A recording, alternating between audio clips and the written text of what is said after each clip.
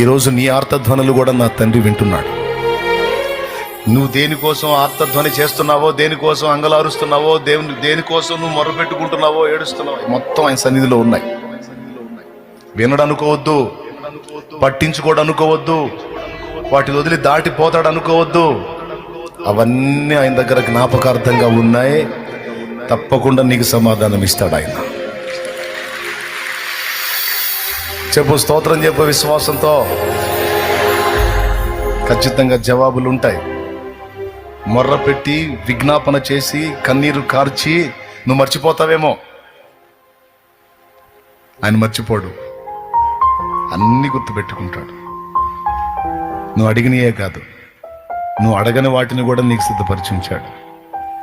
ఇంకా చెప్పాలంటే నువ్వు అడిగిన దానికంటే, ఊహించిన దానికంటే అత్యధికంగా నీకు ఇవ్వబోతున్నాడు ఆయన.